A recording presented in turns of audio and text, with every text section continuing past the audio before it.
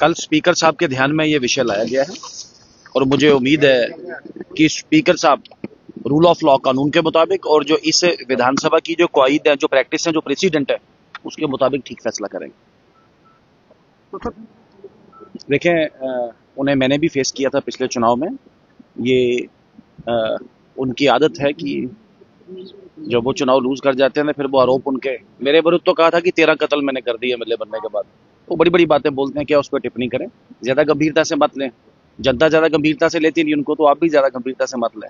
चले वो मैंने कहा स्पीकर साहब उसमें डिटेल से तफसील से अपना फैसला सुनाएंगे। मुझे उम्मीद है कि रूल ऑफ लॉ कानून और जो प्रैक्टिस जो प्रेसिडेंट है इस हाउस के, उसके मुताबिक एक अच्छा और एक ठीक जो फैसला इसमें जो अपने आप में लेजिस्लेचर की डिग्निटी डेकोरम को भी अपने आप में एक नया रूप दे और साथ ही साथ मुझे लगता है कि रूल ऑफ लॉ को भी यहाँ पे एनफोर्स करेगा। फिलहाल आज आप सबके ध्यान में है कि हमारे साथ लगते बांग्लादेश में चुनावों का रिजल्ट आ रहा है।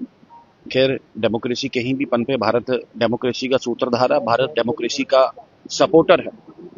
लेकिन डेमोक्रेसी डेमोक्रेसी हो, डेमोक्रेसी बाई हॉस्टेज ना हो।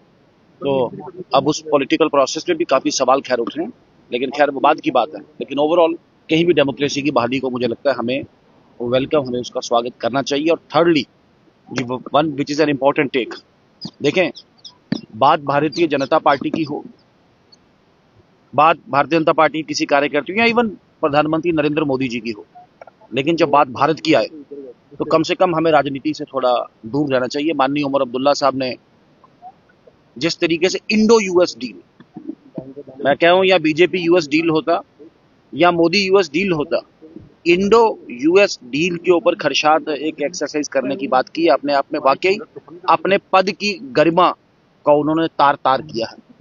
मैं कल भी विधानसभा में आया कि ये वो कुर्सी है जहां पे शेख मोहम्मद अब्दुल्ला, बख्शी गुलाम मोहम्मद, जहां पे सादिक साहब, जहां पे मीर कासिम साहब, जहां पे डॉक्टर फारूक अब्दुल्ला, गुलाम नबी आजाद, मुफ्ती सैयद बैठे हैं। तो कृपा करके इस कुर्सी की गरिमा रखें।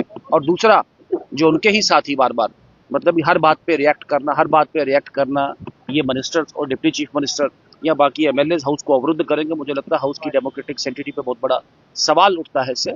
और मैं फिर हमारा वही टेक है और आज फिर उस टेक के साथ हम लोग विधानसभा में जाएंगे कि there should be discussion, there should be deliberation, there should be healthy criticism. और कम से कम एक दूसरे को मतलब अपनी बात रखने की अगर उसमें दम है तो दूसरे की बात सुनने का कम से कम संयम भी रखें।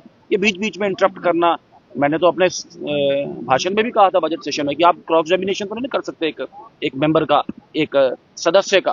तो खैर, the dignity and decorum of the house ये हम सब के लिए मोस्ट सैक्रोसैंक्ट है, सबसे सर्वोपरि है। इसे कायम करने के लिए हम सब मिलके इस पे काम करेंगे और सबके पॉजिटिव सपोर्ट के साथ और आप लोगों के भी एक साथ के साथ। लास्टली एक कल की एक बात है, काफी आप लोगों में काफी वो बात कर रही है, वो जो फेक मीडिया। और मैं बात बता दूं, किसी भी जेन्युइन मीडिया के कर्मी को, किसी भी नए स्टार्टअप को मीडिया में उसको तंग, परेशान या हरास करने के लिए सरकार को कोई ऐसी पावर देने के लिए हम बात नहीं करेंगे। हाँ, रेगुलेट जरूर करेंगे, इसको रेगुलेट हो जाए, इसमें प्रॉपर लाइसेंसिंग हो जाए, प्रॉपर कंट्रोल रहे।